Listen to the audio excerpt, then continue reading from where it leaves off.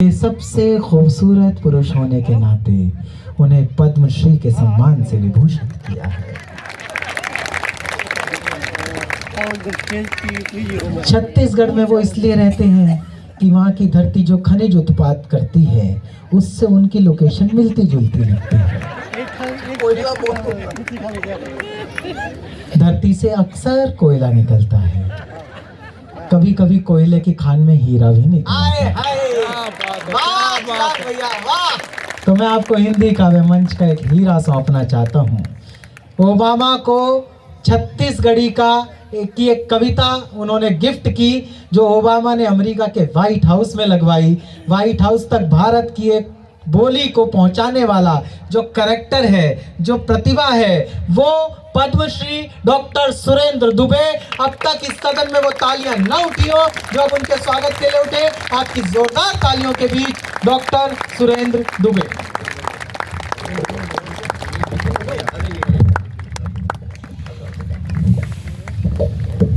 जितना लिख के दिया था पूरा बोला। इसको बोलते हैं ईमानदारी। चिराग मेरा छोटा भाई है, जैसे विभीषण रावण का छोटा भाई था। बहुत अच्छे। रावण को उसी ने निपटाया। सुग्रीव बाली का छोटा भाई था, बाली को उसी ने निपटाया। प्रवीण महाजन प्रमोद महाजन का छोटा भाई था। लेकिन ये मेरा सगा छोटा भाई नहीं है, ये केजरीवाल का सगा छोटा भाई।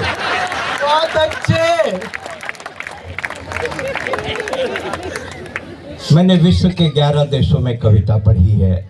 America, England, France, Germany, Indonesia, Dubai, Oman, Qatar, Bahrain, Abu Dhabi, Hong Kong, Canada, US के तो 42 शहर में मैंने कविता पढ़ी है। Dallas, Houston, Austin, Raleigh, Nashville, Chicago, Phoenix, Tampa. एक बात आज जैन साहब, त्रिपाठी जी, आप देव जी, आप सबके बीच में बोल रहा हूँ, राधा कृष्ण को साक्षी मान के बोल रहा हूँ। आज के 22 साल पहले सरदार पटेल स्टेडियम में कवि सम्मेलन हो रहा था अहमदाबाद में। जैसे त्रिपाठी जी आप बैठे हैं, वैसे अमित शाह बैठे थे, जो उस समय अहमदाबाद के महापौर थे। त्रिपाठी जैन साहब जैसे आप बैठे हैं, वैसे नरेंद्र मोदी बैठे थे, जो उस समय गुजरात के मुख्यमंत्री थे। उस रात उन्होंने मेरे को सीरियसली सुना। ताली बजाओ, सांस लेना है। मल्लिका शेरावत 5 मिनट के लिए बाबा रामदेव से मिली। बाबा की एक आंख बंद हुई जो आज तक नहीं खुली। राखी सावंत का स्वयंवर जब टीवी पे आता था, हमारे गांव का हर बूढ़ा चश्मा पोत के टीवी के सामने बैठ जाता था। हमने कहा, बाबा इस उम्र में स्वयंवर से का लेना देना? बोले, बेटा जब तक सांस है तब तक आस है, और ये स्वयंवर में कौन धनुष तोड़ना, इसमें तो अपना भी चांस है। 1990 में भाई साहब मैं पहली बार अमेरिका गया, गांव का रहने वाला। मैंने कभी हवाई जहाज नहीं देखा था। हवाई जहाज बहुत देर तक सड़क में चलता है। हमको लगा ठग दिया। सांस लेना है। ताली बजाओ, ताली बजाओ। हमको लगा ठग दिया। हमने हेयर होस्टेस को बुलाया और कहा, भौजी भौजी, अब प्रदेश का मामला, इज्जत से बात करना चाहिए। हमने कहा, भौजी पैसा हवाई जहाज का लिए सड़के सड़क ले जा रहे। बोले, नहीं ये रनवे है, थोड़ी देर बाद टेक ऑफ होगा। थोड़ी देर बाद हवाई जहाज उड़ा, एक दूसरी एयर होस्टेस आई। हमने कहा, काकी। उसका उम्र ज्यादा था, एयर इंडिया का था। लंबी सांस लेना है। हमने कहा, काकी हवाई जहाज कितने ऊपर में उड़ रहा है, आदमी चींटी के समान दिख रहा है। बोले, नहीं चींटी ही है, हवाई जहाज उड़ा ही नहीं है। हम कभी डोमेस्टिक में नहीं बैठे। ये चिराग को हमने फोन किया, भैया ये डोमेस्टिक में बैठने का सिस्टम क्या है? बोले, कुछ नहीं, टिकट कटाओ, घंटी बजाओ, खाओ, सब टिकट में जुड़ा है। ऐसा बोलकर इंडिया में इंडिगो में बैठा दिया। अब हम घंटी बजाएं खाएं, घंटी बजाएं खाएं। थोड़ी देर बाद वो छिपकिली आ गई, एयर होस्टेस। बोली 1200। हम बोले, काहे का? बोले, इसका मैं बोला वो तो बोलता नहीं लगता चिराग, बोले पानी का नहीं लगता, ये जो भंडारा खोले हो ना इसका लगता है, सांस लेना है। उसकी तरफ देखा तो लगा इसको कहूँ देखा है। मैं बोला तुम राम प्यारी हो क्या? अरे आप तो पहचान लिए, मैं तो आपके घर बर्तन मांगती थी। तो यहाँ का काम है? बोले काम तो वही है, डिजिग्नेशन चेंज हो गया है। भाई बहुत अच्छे। हम बोले राम प्यारी तुम्हारे साथ तो हमारे गांव का वो ट्रैक्टर चलाने वाला ड्राइवर भी भागा था ना, समारू। बोले वही तो जहाज को चला रहे हैं। बड़ा दिक्कत होता है। मेरी सुंदरता की बात कर रहा था चिराग, बेसिकली ये मेरी सुंदरता से जलता है। हम दुबई में कार्यक्रम कर रहे थे, इसमें से बहुत से लोग मुझे दुबई में मिले हैं जिनको मैं पहचानता हूँ। पब्लिकली नहीं बोलना चाहता क्योंकि मेरे को मालूम है रिलायंस के लिए विदेश मतलब दुबई, बैंकॉक, पटाया और फुकेट, इसके आगे नहीं जाते हो। यही सब काम हो जाता है तो बाकी देश जाने की जरूरत ही क्या है। आप लोगों को प्रणाम करता हूँ और एक बात कहता हूँ, सुंदरता के पीछे पड़ा था। मैं आपको सही घटना बताता हूँ जैन साहब। दुबई में ग्रैंड दुबई होटल के सामने मैं खड़ा था और 2-3 कवि हम लोग गए थे कवि सम्मेलन में। शेख रशीद ऑडिटोरियम दुबई में कवि सम्मेलन था। एक लड़की कहो या महिला कहो विदेश में समझ में नहीं आता। हाँ, जल्दी समझ में नहीं आता कि उम्र क्या है। वो आई डायरेक्ट मेरे पास और आके बोली you are my love. Oh my god. है एक बात नहीं, सीरियसली बोल रहा हूँ। बोले you are my love, I belong to Africa and you are. मैं समझ गया लड़की कलर के धोखे में आई है। कलर का धोखा। मैंने कहा बेबी कुंडली मिला के तो बहुत देखा था, कलर मिला के पहली बार देख रहा हूँ। लादेन मरा, हम बहुत टेंशन में आ गए। लादेन मरा कैसे? हमने चिराग को फोन लगाया, लादेन मरा कैसे? बोले बराक ओबामा के पास सैटेलाइट है, वो अमेरिका में बैठे बैठे देख सकता है किस देश के, किस शहर के, किस गांव के, किस घर के, किस कमरे में कौन आदमी क्या कर रहा है। तब से ना हम नहा सक रहा हूं, सांस लेना है। तब से ना मैं नहा सक रहा हूं ना सो सक रहा हूं। यहाँ स्नान करे गरीब सुदामा और वहां हुस्न का दीदार करे ओबामा। उसने कविता के लिए कोई कठिन शब्द नहीं लगते। जैसे बच्चों के नर्सरी केजी में पाठ होते हैं, अमर घर चल, चल अमर घर चल, ऐसे पाठ होते हैं, मात्राएं नहीं होती। नेता चल, पटना चल, रायपुर चल, टोपी लगा, कुर्ता पहन, मंत्री बन, हवाला कर, घोटाला कर, तिहाड़ जा। नेता चल, दिल्ली चल, रायपुर चल, पटना चल, टोपी लगा, कुर्ता पहन, मंत्री बन, हवाला कर, घोटाला कर, तिहाड़ जा, वापस आ, टोपी लगा, कुर्ता पहन, मंत्री बन, पाठ 2 लालू उठ, चारा खा, दूध दे, दूध गरम कर रबड़ी बना। सांस लेना है। दूध गरम कर रबड़ी बना, रबड़ी रख कुर्सी पर, रबड़ी बिठा जैन जा, वापस आ, रबड़ी हटा, बैठ जा कुर्सी पर। बहुत अच्छे, बहुत बढ़िया। बहुत अच्छे। रिलायंस की एक बात खास है, यहाँ का आदमी एकदम झकास है। क्या बात है, क्या दोनों हाथ उठा के बोलिएगा, रिलायंस की एक बात खास है, यहाँ का आदमी एकदम झकास है।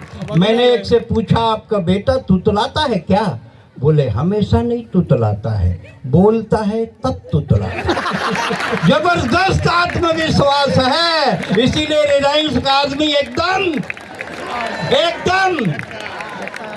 सिगरेट हाथ में लेकर माचिस मांगने वाले मैंने 1000 देखे, यहाँ माचिस रख के सिगरेट मांगते हैं। जबरदस्त आत्मविश्वास है, इसीलिए रिलायंस का आदमी एकदम झकास है। अभी पिछले बार मैं राजकोट आया था, यहाँ का आदमी मिल गया, मैंने बोला रिलायंस के हो, कोई ट्रिक बताओ। यूक्रेन और रूस की लड़ाई हो रही है, यूक्रेन गरीब देश, रूस अमीर देश। उसने टिप्स दिया, रिलायंस का था, उसने कहा यूक्रेन को हेयर एंड शोल्डर का शैम्पू पानी में घोल के रूस के ऊपर सींचना चाहिए। मैं बोला इससे क्या होगा, इससे रूसी मरते हैं। जबरदस्त आत्मविश्वास है, इसीलिए रिलायंस का आदमी एकदम झकास है। ऐसे झकास लोगों के बीच पहली बार आने का मौका मिला, बहुत अच्छा लगा। आप लोग बहुत बढ़िया सुन रहे हैं। और एक बात कहना चाहता हूं कि जो लड़कियां अपनी किताबों में आमिर और सलमान के फोटो दबाती हैं, उन्हीं लड़कियों की शादी अक्सर जेठालाल से हो जाती है। जितने लोग बैठे हैं, हमारा दावा है दिन में 20 बार एक डायलॉग बोलते हैं। हर कोई बोलता है, जैन साहब आप भी बोलते हैं, त्रिपाठी जी आप भी बोलते हैं, देव साहब आप सब बोलते हैं, कि पूरा अवाम बोलता है, पूरा हिंदुस्तान बोलता है। और डायलॉग है टाइम नहीं है। हर कोई बोलता है भाई साहब टाइम नहीं है, टाइम नहीं है। पूरा देश कहता है टाइम नहीं है, और हमारी आबादी 125 करोड़ हो गई। सांस लेना है। पूरा देश कहता है टाइम नहीं है, और हमारी आबादी 125 करोड़ हो गई। टाइम नहीं है तो इतनी, तो टाइम मिल जाए तो कितनी। टाइम नहीं है, जिसको देखो टाइम नहीं है। अभी जब आ रहे थे, एक मारवाड़ी सज्जन यहीं से कोई मिल गए, ये कवित्री आ रही थी, उनको देख के बोला छोरी कौन है। मैं बोला छोरी नहीं है, लुगाई है, थे चश्मा लगाओ। बोले जब बिना चश्मा के लुगाई छोरी दिखे तो चश्मा क्यों लगाऊं। सारी बात सही है, पर हमारे पास चश्मा लगाना रो भी टाइम नहीं है। टाइम नहीं है भाई साहब, जिसको देखो टाइम नहीं है। हर कोई कहता है टाइम नहीं है। कभी आप छत्तीसगढ़ आए, क्या डेवलपमेंट हुआ है, क्या सड़कें, मतलब इतना डेवलपमेंट हुआ है, इतना विकास आया है, इतना विकास आया है कि आदमी भैंस में चढ़ा है और हेलमेट लगाया है। कम डेवलपमेंट है ये। भैंस में चढ़ा और हेलमेट लगाया, पुलिस वाला रोक दिया, बोले काहे रोक रहे हैं, लगाए तो हैं। बोले हमको कानून मत सिखाइए, भैंस 4 व्हीलर है, लाइसेंस दिखाइए। सांस लेना है। क्या बात है। ये गया चिराग। भाई साहब, देव साहब, मरघट शमशान इतना बढ़िया बनवाया है छत्तीसगढ़ में, देखो तो मरने का मन करता है। पूरे चबूतरे में ग्रेनाइट। ये चिराग गया, बोले क्या चबूतरा है। मैं बोला ज्यादा पसंद है तो लेट जा। बोले आपकी बात सही है, पर मेरे पास टाइम नहीं है। टाइम नहीं है। जिसको देखो भाई साहब टाइम नहीं है। बच्चा पैदा होते ही फेरेक्स, लैक्टोजिन, बोनीजान, ग्राइप वाटर, एबडेक खाता पीता है, डायरेक्ट चलने लग जाता है। उसकी माँ कहती मेरे बेटा, मेरे कान्हा, मेरे लाल, घुटनों के बल चल, थोड़ी बाल लीला कर। बच्चा कहता है माँ तेरी बात सही है, पर मेरे पास टाइम नहीं है। टाइम नहीं है। जिसको देखो टाइम नहीं है। आजकल लड़के लड़कियां माँ बाप का नाम नहीं पूछते, मोबाइल का सीरीज पूछते हैं। 2 लड़कियां जा रही थी, आपस में बात कर रही, तेरा कौन सा, बोले S7, बोले तेरा, बोले मेरा भी S7। मैं पीछे से उनके ऊपर गिर गया, बोले हट 3210 नोकिया। बोले हट 3210 नोकिया। मैंने कहा मैं 3210 नोकिया हूँ, मेरी खपत बहुत कम है, पर एक बार बैटरी को चार्ज करके देख, इस बैटरी में बहुत कम है।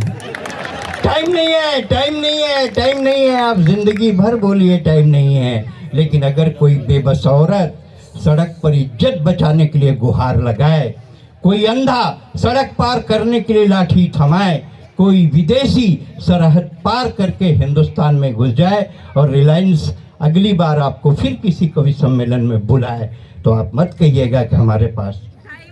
बहुत अच्छे, टाइम नहीं है, एक बार जोरदार सांस ले लूं मैं भी, लंबी सांस।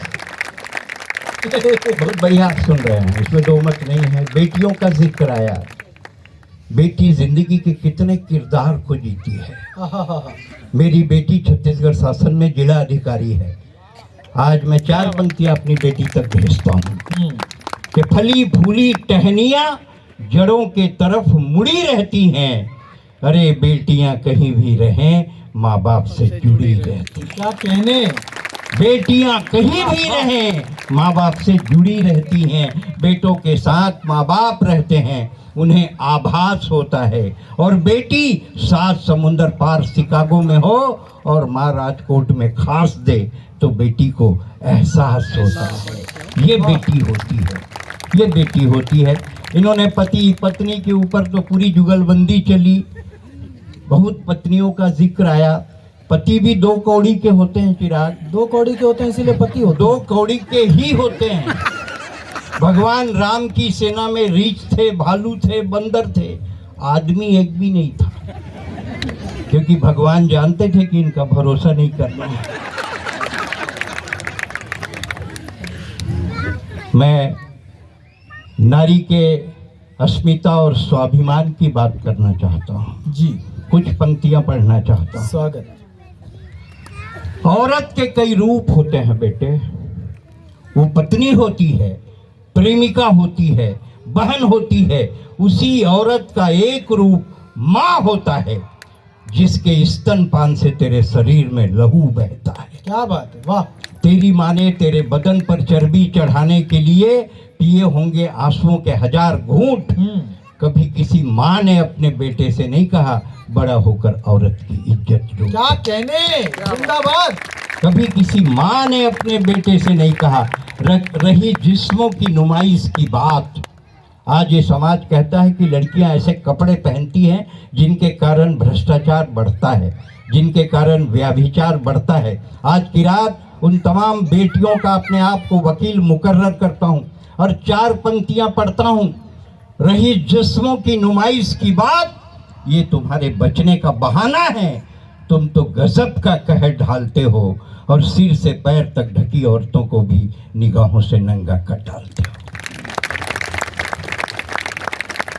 हमारे देश में जो कुछ होता है, फिल्मों में जो गाने आते हैं, आपने तो गाने सुने। इसने चिराग, मैं सोचा चिराग बोलेगा, लेकिन चिराग बोला नहीं। मेरे गोरे गोरे गाल मैं क्या करूं। ओहो, क्या करे, किराए पे दे दे। किराए पे। अब भाई जिसके 2-3 फ्लैट होते हैं क्या किराए में दे देता है। वो राम जी मेरा पिया घर आया। अरे सभी के पिया घर में आते हैं, कौन पड़ोस में घुस जाता है। गानों ने बिगाड़ा, गानों ने बिगाड़ा। मैंने पहले कहा टाइम नहीं है। अब पहले शादी ब्याह होते थे भाई साहब, पंगत लगती थी, लोग प्यार से आग्रह से खिलाया करते थे, एक और लो एक और लो। अब तो बफे आ गया है। शहरों तक तो ठीक है, जामनगर तक तो ठीक है, लेकिन जब वो गांव में जाता है और उसकी जो दुर्गति होती है उसके ऊपर एक ऑब्जर्वेशन की कविता रखता हूँ। बाकी कविताएं तो आप सुरेंद्र दुबे हास्य कवि यूट्यूब में खोल लें तो आपको हजारों कविताएं मिल जाएंगी। ये कविता जो मेरे पसंद की है वो सुने। हमें मिला एक दावतनामा। आप ये सोचिए कि आप जामनगर में नहीं है, आप छोटे से गांव में हैं और वहाँ बफे की दावत हो रही है। त्रिपाठी जी, मैं सोचता हूँ आप तो यूपी कोई बिलोंग करते होंगे, तो आप यूपी के और अंदर गांव चले जाइए, फैजाबाद जिले के और अंदर टंडवा चले जाइए, वहाँ का ऑब्जर्वेशन लीजिए। I am also belong to UP, इसलिए आपको बता रहा हूँ। मैं समझ गया ब्राह्मण पूरे विश्व में यूपी से ही पाए जाते हैं।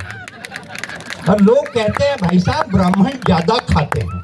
जैन साहब, ब्राह्मण ज़्यादा नहीं खाते हैं, ब्राह्मण अच्छा खाते हैं। बहुत अच्छे। और जब अच्छा बनता है तो ज़्यादा खाते हैं। बहुत अच्छे, बहुत अच्छे। अच्छा, आप कहानी का कोई भी किताब उठाइए, कोई भी किताब, हर कहानी यहीं से चालू होती है। एक गांव में एक गरीब ब्राह्मण था। साला दुनिया में कोनो जगह अमीर ब्राह्मण नहीं है। मैं भी 18वीं बार दुबई गया था कवि सम्मेलन में पिछले महीने। मेरे एक मित्र ने पूछा, भाई यार इंटरेस्टेड फॉर दुबई, दुबई बार बार आप जाते क्यों? मैं बोला दुबई डूबे लोगों का बंटवारा है। अपनी जमीन जायदाद देखने जाते हैं। ब्राह्मण को हर किस्म का मंत्र आता है जैन साहब, जन्म संस्कार का भी और मृत्यु संस्कार का भी। मेरे को भी आता है, पर मुझको पता नहीं है कि कब क्या पढ़ना है। हमें मिला एक दावतनामा, आज रात्रि को प्रीति भोज में आए। आज के 2-3 साल पहले एक समाचार आया था, आप लोगों ने टीवी में देखा होगा, अखबार में पढ़ा होगा। इंडियन एयरलाइंस के पायलट ने एयर होस्टेस को छेड़ा। ये समाचार आया था, 3 साल पहले की बात है। इंडियन एयरलाइंस के पायलट ने एयर होस्टेस को छेड़ा, तो मैंने पायलट को दिल्ली में घेरा। हम पैसेंजर हैं, टिकट हम कटाते हैं और सुविधाओं का लाभ आप उठाएंगे। सुविधाएं तो ताली कौन बजाएंगे? सुविधाएं। हमें मिला एक दावतनामा, आज रात्रि को प्रीति भोज में आए। ये मेरे कलर की बात कर रहा था। मैं रामलीला में 10 साल पाठ किया हूँ भाई साहब। अच्छा। 6 साल राम, 2 साल Laxman. And for your kind information, मैं 2 साल सीता भी बना हूँ। है की बात नहीं, सीरियसली बोल रहा हूँ। और सीता हरण के दिन जब रावण आया तो अपना आइडिया ड्रॉप कर दिया। इसको क्या ले जाना? तो मैं ही बोला फ्यूल जला है बे, ले जा ले। मानने कोई तैयार नहीं। भाई साहब, हम जब यूएस गए, ये हमारे साथ भी था तीसरी ट्रिप में, चिराग और 1-2 कवि और थे। अचानक अनाउंस हुआ मौसम खराब है, कमर की पट्टी बांध ले, आज प्लेन क्रैश हो सकता है। बहुत खराब मौसम से गुजर रहा है, बहुत स्थिति खराब है। ये सब डॉलर बांधने लगे, जो कवित्रियाँ थी वो ज्वेलरी बांधने लगी। मैं बोला कर क्या रहे तुम लोग? बोले प्लेन गिरेगा तो हमको कोई ढूंढेंगे, लालच में बचाएंगे। मैं बोला पहली बार बैठे हो क्या? प्लेन क्रैश होगा, गिरेगा, सबसे पहले लोग मुझको ढूंढेंगे। बोले क्यों? मैं बोला बे प्लेन क्रैश होता है, सबसे पहले ब्लैक बॉक्स खोजा जाता है। भाई साहब, ये दुबई ले गया मेरे को। और दुबई बीच में, वहाँ सब आप लोग भी गए हैं, देखे हैं, समुद्र के किनारे चश्मा लगा के, क्रीम लगा के धूप स्नान करते रहते हैं। धूप स्नान? थोड़ा छोटे छोटे कपड़े पहने रहते। मैं तो थोड़ा बड़ा ही पहना था, इंडिया का था इसलिए। इन लोगों ने मेरे को लिटा दिया क्रीम लगा के, चारों तरफ कौवे झूम गए। एक वहां पक्षी वैज्ञानिक था, उसको बुला के पूछा चिराग ने, बोले क्या बात है, ये सब कौवे झूम कैसे गए? बोले इनको लग रहा है कि इनका देवता मर गए। हाय हाय, पीछे पड़े रहते हैं, इनको पता ही नहीं है। लेकिन एक बात कहता हूँ, अब सुन ले चिराग, जवाब तेरे सवाल का, कि काले कोयले पर काला तवा रखकर जब सफेद रोटी बनती है तो उसको खाने के बाद तेरे मुंह से कविता निकल। अरे दुनिया में लाखों लोग हैं जिनकी जिंदगी महज खुदगर्जी में गुजर जाती है। मुझे तो फक्र है, ये काया कम से कम रिलायंस में हंसाने के काम तो आती। क्या कहने। हमें मिला एक दावतनामा, आज रात्रि को प्रीति भोज में आए। गिद्ध भोजन, बफे सिस्टम, झपटे और खाएं। झपटे और खाएं। गांव का देखिए, मैं जामनगर की बात नहीं, रिलायंस की बात नहीं कर रहा हूँ, गांव का ऑब्जर्वेशन रख रहा हूँ। गिद्ध भोजन, बफे सिस्टम, झपटे और खाएं। बफे सिस्टम नहीं है, बफेलो सिस्टम से कम। बफेलो सामने में बोर्ड लगा देते हैं, वेलकम। वेलकम। सांस लेना है। बफे सिस्टम नहीं है, बफेलो सिस्टम से कम। सामने में बोर्ड लगा देते हैं, वेलकम। जैसे ही टेबल पर खाना लगा, लोग खाने पे टूटे जैसे बंधे हुए जानवर छूटे। एक आदमी प्लेट में सलाद लिए टेबल के चारों तरफ घूम रहा था। दूसरा दुबला पतला मरियल दूर में खड़ा खड़ा हलवा सूंघ रहा था। हमने कहा भाई साहब टेबल के पास नहीं जाएंगे, अपने खाने के लिए कुछ नहीं लाएंगे? उसने हाफ कर जवाब दिया, अभी गया था। कुर्ता फड़वा कर आया हूँ। अब की बार कुर्ता उतार कर जाऊंगा और रसगुल्ला नहीं ला सका तो पापड़ लेकर जरूर आऊंगा। जरूर आऊंगा। एक महिला इधर से जा रही थी, दूसरे इधर से आ रही थी, दोनों आपस में टकरा गई। पहले की सब्जी दूसरे के साड़ी पे आ गई। बोली क्यों देखकर नहीं चलती? बोली अच्छा एक ही साड़ी पहन कर आती है। एक ही साड़ी? ये मेरी तीसरी साड़ी है। आइसक्रीम खाने जा रही हूँ, सलवार सूट पर्स में ले जा रही, सांस लेना है। बच्चे ने रोते रोते माँ से कहा मम्मी मम्मी बाथरूम जाना है, मम्मी मम्मी बाथरूम जाना है। उसकी मम्मी झलाई नॉनसेंस, सामने में खाना है, तेरे को बाथरूम जाना है? अच्छा जा कोने में आंटी के पीछे खड़े हो जा, जा कोने में आंटी के पीछे खड़े हो जा। मम्मी आंटी के पीछे तो अंकल खड़े हैं। बेटा मेरी मान गरम गरम जलेबी खा और अपने बाप के समान आधा घंटा बाथरूम को भूल जा। और 8वां रसगुल्ला निगलते हुए, अंडरलाइन 8वां रसगुल्ला, 8वां रसगुल्ला निगलते हुए पत्नी ने पति से पूछा ए जी लिफाफे में कितना डाला? 8वां रसगुल्ला निगलते हुए पत्नी ने पति से पूछा ए जी लिफाफे में कितना डाला? जलेबी पगुराते हुए पति ने कहा 100। बोले 100? हमारी शादी में इन्होंने 20 रुपया टिकाया था और 1 घंटा 45 मिनट खाया था। अपन सुबेरे तक खाएंगे लेकिन 100 रुपया का हिसाब करके जाएंगे। दरअसल ये बफे है पाश्चात्य सभ्यता का अनुकरण कि आदमी आए, थोड़ा खाए, ज्यादा बतियाए, मुस्कुरा कर चला जाए।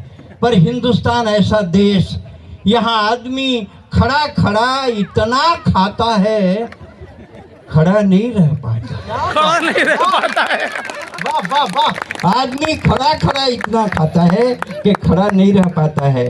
दरअसल बफे है पाश्चात्य सभ्यता का अनुकरण, इसमें सब कुछ होता है, आग्रह नहीं होता, प्यार नहीं होता, प्यार नहीं, स्नेह नहीं होता, अपनापन नहीं होता। इसलिए बफे जीने का कोई सिस्टम नहीं होता। अगले बफे में जाएं, सुरेंद्र दुबे की याद लेकर जाएं। कविता खत्म होती है दोनों हाथ उठा के। वाह, एक कविता की कुछ पंक्तियां रखता हूँ, बता देना कब खत्म करना है। अब तो इनके ऊपर है। हाँ, क्योंकि मेरा क्या है, मैं तो ऐसा है कि तुम तो जानते हो मैं अनारकली हूँ, तुम शाहजहां हो जब तक न छुआओ। बब्बू अब क्या है, आपकी फ्लाइट सुबह है, हाँ। इनके पास भी अब क्या हिल रही है, अपने घर पे बैठे हैं। नहीं कुछ लोग जा रहे हैं, क्या मालूम भाई पड़ोसी भी तो जाएगा। हाँ। उन्हें समझ आ गई। भाई मैं तो बता रहा हूँ, बम्बई में कवि सम्मेलन कर रहे थे, एक लड़का जा रहा था, मतलब रुको यार, हम अभी देश बनाएंगे, देश का इतिहास बनाएंगे, एक से एक कविता सुनाएंगे। बोले आप इतिहास के चक्कर में पड़े हो, कोई घर का भूगोल बिगाड़ देगा, तो आप लोग चक्कर में मत पड़ना। ये पूरा क्या है, ये मारवाड़ी आदमी है, जैन है, पूरा जैसे गन्ने का रस निकालता है ना 3 बार डाल डाल के, वैसे निकालता है, फोल्ड करके। हाँ फोल्ड करके, फिर बाद में नींबू भी फंसाता है। कम नहीं है, कम होशियार है। चिराग है छोटा भाई, ये हिंदी काव्य मंच की जर्सी गाय है। हाँ, ये कई बाल्टी दूध देती है, जब दुहो तब देती है। अपना क्या है, अपन तो देसी है, पाव 2 पाव दे के निकल लेते हैं। और कई बार तो इतना कम देते हैं कि बछड़े का भी पेट नहीं भरता। आइए, क्या सुनाना चाह रहा था भूल गए। फिर एक, हाँ, तो क्या हुआ, एक कवि थे भाई साहब राजस्थान में, सुरेंद्र दुबे उनका भी नाम था। मेरे समान मेरे नाम का ही कवि था, मेरे अच्छा मित्र भी था। पिछले बरस जनवरी में उसका निधन हो गया। और छत्तीसगढ़ में और विकिपीडिया ने, एथेंटिक सोशल मीडिया, विकिपीडिया, उसने मेरी फोटो लगा के समाचार जारी कर दिया। सुरेंद्र दुबे का निधन, बेमेतरा में अंतिम संस्कार, मुख्यमंत्री डॉक्टर रमन सिंह शामिल होंगे। बधाई हो। हाँ, अब वो मैं उसका दोबारा वही हुआ अंबा में। हाँ। ये एक बार 2 बार मरा मैं, ये पहली बार का बता रहा हूँ आपको, दूसरी बार तो ये मराया मेरे को ले जाके। तो मैं सुबह सो के उठा जैन साहब, मेरे दरवाजे में 100-200 लोग टावेल गमछा लेके खड़े थे गमछा लेके। और रो रहे थे, भगवान कसम दवे जी रो रहे थे। मैं छत्तीसगढ़ का बड़ा लोकप्रिय कवि हूँ हास्य का, तो सब रो रहे थे, भैया सुरेंद्र दुबे नहीं रहे, भैया सुरेंद्र दुबे इतना हंसाते से चले गए भैया। मैं साल ओढ़ा था, हटाया, मैं बोला चुप साला, ये हास्य का कोकड़ा है, ठहाका का परिंदा है, टेंशन में मत रहना बाबू, टाइगर अभी जिंदा है, टाइगर अभी जिंदा है, टाइगर अभी जिंदा एक है। ने मेरी पत्नी को फोन किया, सुने दुबे जी निपट गए। मेरी पत्नी बोली ऐसे हमारे भाग्य कहाँ है, ऐसे हमारे भाग्य कहाँ है बाबू, रात को आए हैं, पनीर खाए हैं, पिज्जा उनका पसंदीदा है, टेंशन में तो मैं हूँ कि टाइगर अभी जिंदा है, टाइगर अभी जिंदा है। तू कैसे खड़ा है रे? बोले लकड़ी टाल वाला हूँ, 2 क्विंटल लकड़ी मरघट्टी में फेंक के आया हूँ तुम्हारे जलने के लिए। 1200 रुपए की लकड़ी, अब तू नहीं जलेगा तो कौन जलेगा? मरघट्टी की लकड़ी वापस भी नहीं आ सकती। तो मैं बोला साले तेरे 1200 के लिए मैं जल जाऊं? अबे ये हास्य का कोकड़ा है, ठहाका का परिंदा है, टेंशन में मत रहना बाबू, टाइगर अभी जिंदा बहुत है। अच्छे, वाह। एक खड़ा था, पॉलीथीन पकड़ा था, मैंने कहा तू कैसे खड़ा है? बोले लोभान है, लोटा है, कपाल क्रिया का पूरा सामान है, 665 रुपए का बिल है। 665। अब तुम्हारी कपाल क्रिया नहीं होगी तो ये लोटा तो वापस नहीं होगा। मेरा तो 665 गया। तो मैं बोला तेरे लिए मैं मर लिया, मैं कभी मरूंगा नहीं, क्योंकि कभी कोई ऐसा काम करूंगा ही नहीं। वाह वाह वाह वाह। इतनी मात्र शक्तियां बैठी हैं। अरे ये राखी की रक्षा सूत्र है, भाई दूज का टीका है, तीजा की कहनी है। अरे वो भाई क्या मरेगा जितनी इतनी सारी बहनें। वाह क्या बात। ये हास्य का कोकड़ा है, ठहाका का परिंदा है। दोनों हाथ उठा के एक बार बोलो टाइगर अभी, क्या है? टाइगर अभी। बच्चा है अच्छा। हिंदी की क्लास थी, ये बता ना मारवाड़ी ये पूरा चूसेगा। हाँ? हिंदी की क्लास थी, टीचर एकदम उदास थी। हिंदी की क्लास थी, टीचर एकदम उदास थी। पति से लड़कर आई, अब काहे की पढ़ाई? बच्चों ने कहा टीचर पढ़ाओ, टीचर पढ़ाओ। टीचर ने कहा दिमाग मत खाओ, कल गाय पे निबंध लिखवाया ना, जाओ पति पर निबंध लिख कर लाओ। बच्चों ने लिखा पति एक दयनीय पालतू प्राणी है, सांस लेना है, लंबी सांस लेना है। पति एक दयनीय पालतू प्राणी है जिसे हम मनुष्य भी कह सकते हैं। कह सकते हैं। शादी के पहले पति सामान्यतः मनुष्य ही होता है। पति की 2 आंखें होती हैं जिनसे वो अल्टरनेट देखता है। पति के प्रकार, हिंदुस्तान में पति के 2 प्रकार पाए जाते हैं, एक जोरू का गुलाम, दूसरा जोरू का बादशाह। जोरू का गुलाम ये सस्ती, सुंदर और टिकाऊ नस्ल है, ये बहुतायत मात्रा में पाई जाती है। जोरू का बादशाह ये प्रजाति धीरे धीरे विलुप्त हो रही है। कार्यक्रम को देते हैं गति और आइए खेलते हैं कार्यक्रम कौन बनेगा करोड़पति। ओह 1000 के लिए ये रहा सवाल कंप्यूटर स्क्रीन पे। दारू पीने के बाद सबसे ज्यादा कौन चीज जरूरी है? ए गुलाब जामुन, बी रसगुल्ला, सी पेड़ा, डी प्याज।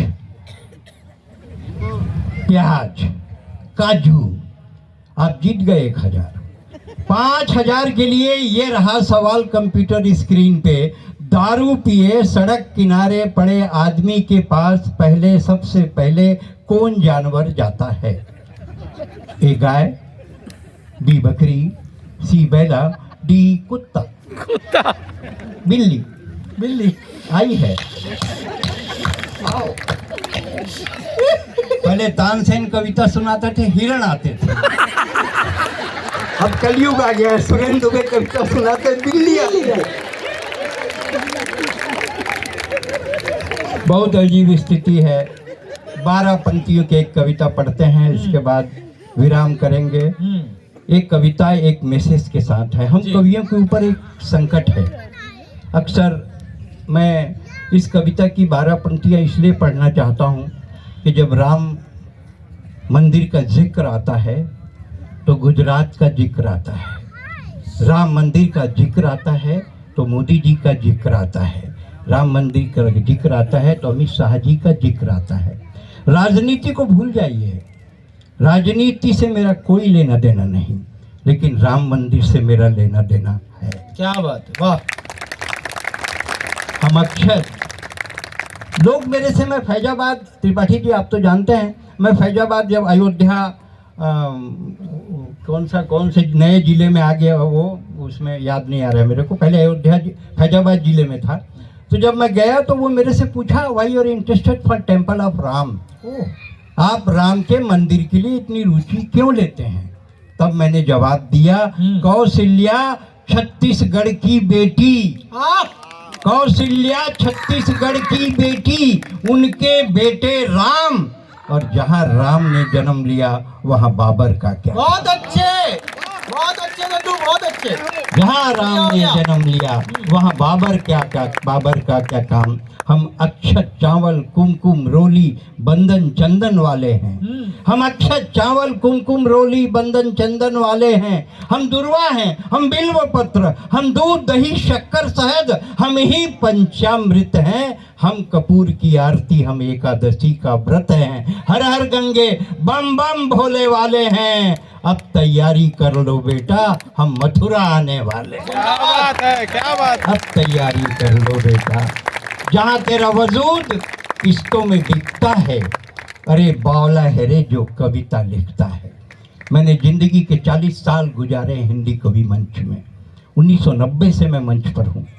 ये तो मेरे से बहुत छोटे हैं, ये समझिए कि अभी ये पोलियो ड्रॉप पी रहे हैं। हाँ मतलब बहुत छोटे हैं, बहुत ही छोटे हैं, लेकिन कविता में बहुत बड़े हैं, कविता में बहुत बड़े हैं। भाई चिराग हिंदुस्तान का बहुत बढ़िया संचालक है। हमारी कवित्री जी देश इतनी पढ़ी लिखी, क्योंकि आप अगर मान लो टेक्निकल वो पूछ रही थी कौन मैकेनिकल है कौन इलेक्ट्रिकल है, ये तो मैं नहीं जानता, लेकिन इतना मैं जानता हूँ कि आप सब मैट्रिक तो पढ़े हैं। इतना तो मुझको विश्वास है। हाँ, और मैट्रिक पढ़े हैं तो मैट्रिक में साइंस भी पढ़े हैं। अच्छा, और साइंस पढ़े हैं तो फिजिक्स भी पढ़े हैं, और फिजिक्स पढ़े हैं तो आर्किमिडीज का सिद्धांत भी पढ़े हैं कि जब कोई वस्तु किसी द्रव में डुबाई जाती है तो उसके भार में कमी आती है, ये कमी उसके द्वारा हटाए गए द्रव के बराबर भार के बराबर होती है। अब क्या इसको बात है, क्या सुनिए। बात। जब कोई लड़का किसी लड़की के चक्कर लगाता है, हाय हाय हाय हाय, तो उसके अध्ययन में कमी आती है। हाँ, ये कमी लड़के द्वारा लगाए गए चक्कर के बराबर होती है। मैं अभी ऊपर का इंजीनियर का बात नहीं कर रहा, अभी तो मैं 10वीं 11वीं की बात कर रहा हूँ। हाँ। मैं अमेरिका गया, एक ने मेरे से पूछा कि आपके यहाँ रिसर्च होता है? वो मेरे को तुलसी पे रिसर्च दिखा रहा था, बोले हमारे यहाँ तुलसी पे रिसर्च होता है। मैं बोला बेटे हमारे यहाँ ना बड़े बड़े रिसर्च होते हैं। बोले क्या हुआ? बोला हमारे यहाँ फ्रॉक का डिसेक्शन होता है 10वीं 11वीं में। फ्रॉक को ट्रे में रखा, 2 अल्पिन लगाए, पीछे के 2 पैर काटे, कहा फ्रॉक जंप, मेंढक कूद गया। फिर सामने के 2 पैर काटे और बड़े प्यार से कहा फ्रॉगी जंप, फ्रॉगी, मेंढक नहीं कूदा। साइंटिस्ट ने ओपिनियन दिया, 4 टांग कटने के बाद मेंढक बहरा हो जाता है। हमारा रिसर्च अलग है, ऐसा थोड़ी है आप भारत को हल्के में ले लोगे। हम अब मतलब तुम रिसर्च करते हो बेटा, तो हम भी रिसर्च करते हैं। हमारा एक मित्र बहुत बढ़िया बात बोलता है, दिनेश, बताता है कि वो तुलसी दी में एक हिंदुस्तान की औरत दिया जला रही थी, तो एक अंग्रेज आ गया, बोले what is this small plant? बोले this small plant is my mother. बोले this small plant is your mother? बोले देखो तुम्हारे मदर की क्या हालत बनाता हूँ। तुलसी को पत्ते पत्ते तोड़ के फेंक दिया। बोले देखे तुम्हारे मदर की क्या हालत बनाया।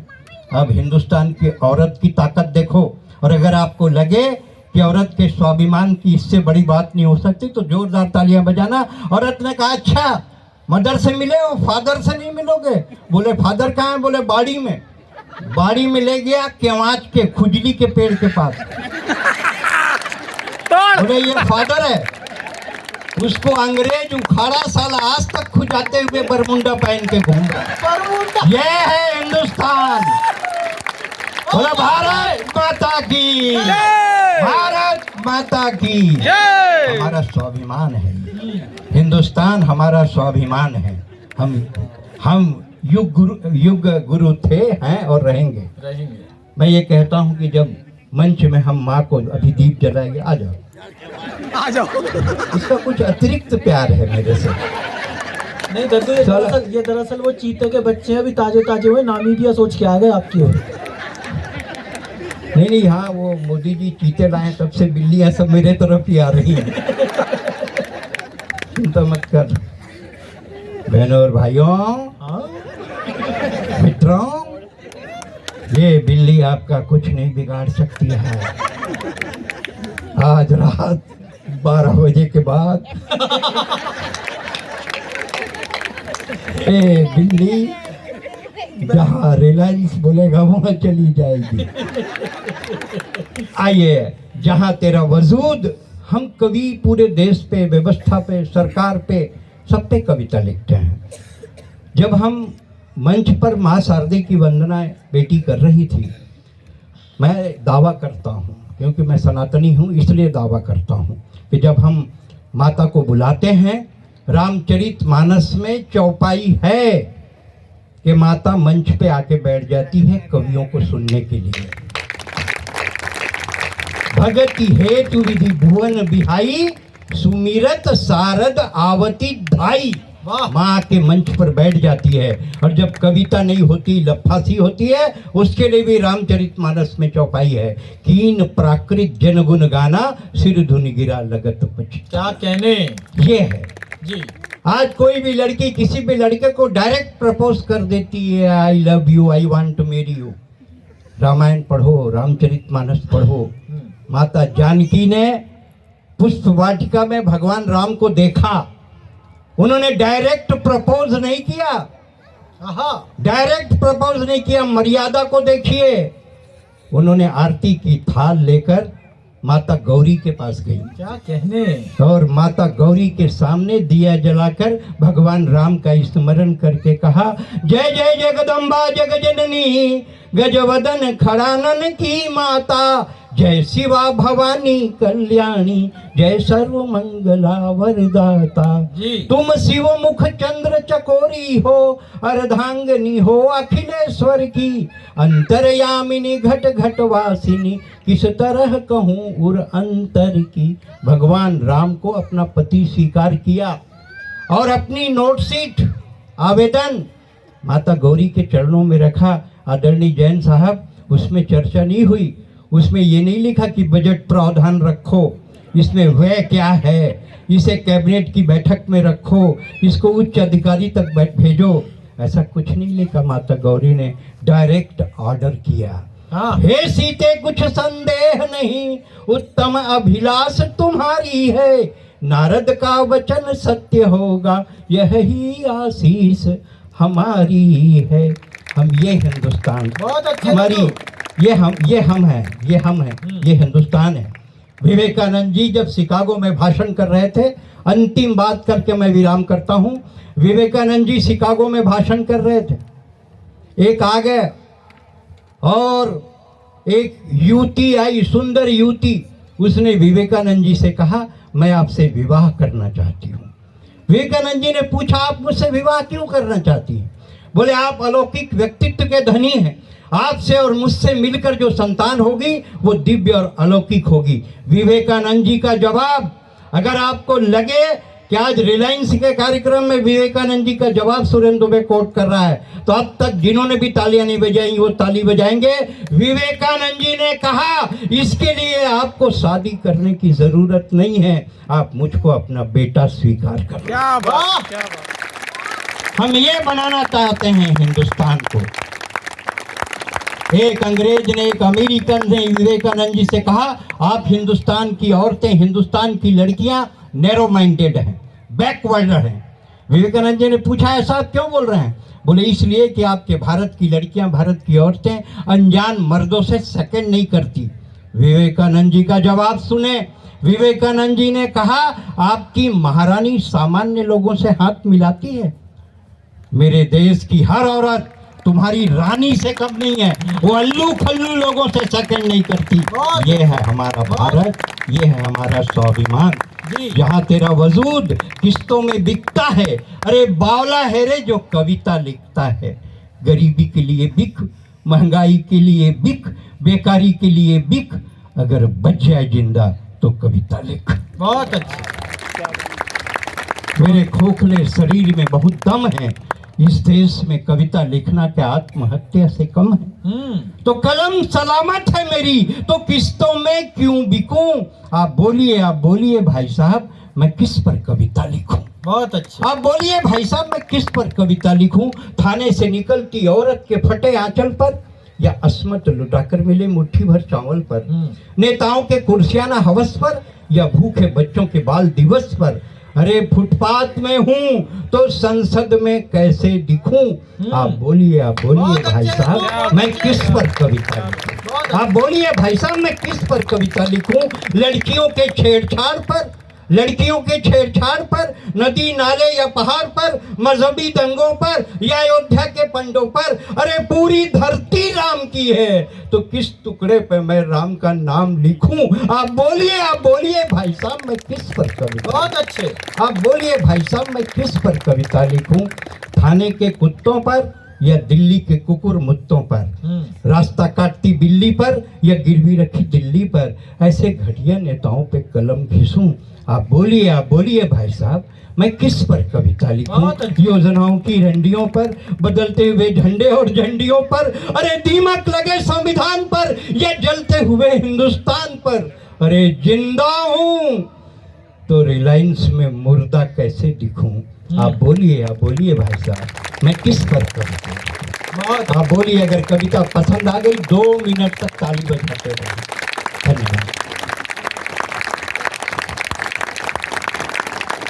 अब आप लोगों को समझ आ गया होगा कि टाइगर क्यों जिंदा है। तो एक बार टाइगर के लिए जोरदार तालियां बजाओ।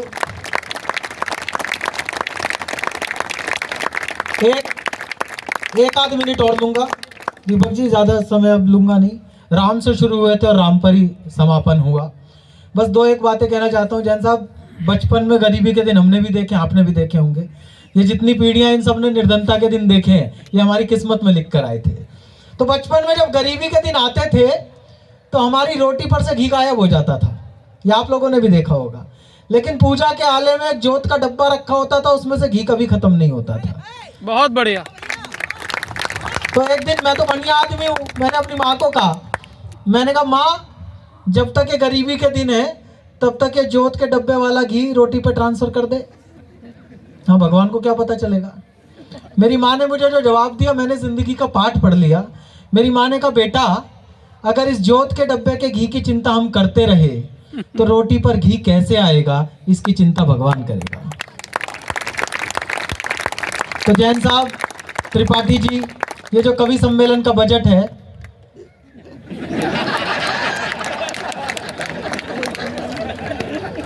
ये वही जोत के डब्बे का घी है। इसको थोड़ा थोड़ा बढ़ाते रहे, क्योंकि मुस्कुराते हुए कार्मिक और मुस्कुराते हुए सहकर्मी एक सफल जिंदगी का बायोडाटा लिख देते हैं। आप लोगों की सफलता आप लोगों को मुबारक हो। हम सब कवियों ने अपना सर्वश्रेष्ठ दिया। बस इतना ही कहना चाहता हूँ। एक फिल्म बनती है, कई 100 करोड़ रुपए का बजट होता है, कई सारे ग्लैमर वाले चेहरे होते हैं, टेक्निक होती है, तमाम निर्देशक, ग्लैमर, सब कुछ होता है।